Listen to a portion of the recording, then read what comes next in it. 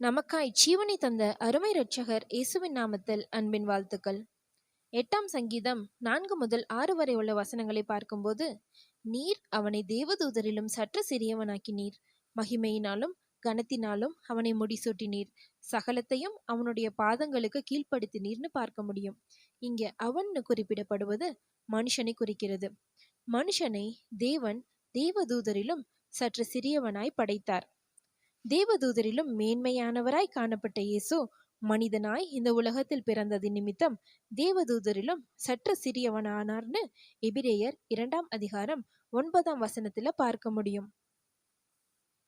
இயேசுவும் நம்மை சகோதரராய் தம்முடைய பிள்ளைகளாய் கண்டதுனால அவரும் மனித ரூபம் எடுத்து இந்த உலகத்திலே மனிதனாய் பிறந்தார். ஆனால் இயேசு மரணத்தை ஜெயித்ததினாலே மீண்டும் அவர் மகிமையினாலும் கனத்தினாலும் முடிசூட்டப்பட்டார்னு பார்க்கிறோம். இந்த இயேசு ஒருவரே நம்மை பரிசுத்தப்படுத்த வல்லவர்னு எபிரேயர் 2ஆம் அதிகாரம் 11ஆம் வசனத்துல பார்க்க முடியும். அவர் விசுவாசத்து நிமித்தம் ஆபிரகாமின் சந்ததியாய் இருக்கும் நமக்கு உதவியாக கை கொடுத்தார்னு வேதம் சொல்லுது. இப்படி அவர் தன்னையே தாழ்த்தி மரணத்தை ஜெயித்து மீண்டும் நமக்காய் நித்திய பிரதான ஆசாரியராய், இரக்கமுள்ளவராய், உண்மையுள்ளவராய் நமக்காக பரிந்து பேசிக்கொண்டே இருக்கிறார். இந்த அன்பு தெய்வம் நம்மையும் பரிசுத்தப்படுத்த இடம் கொடுப்போம். வேறொரு வேத தியானத்தோடு நாளை சந்திப்போம். God bless you.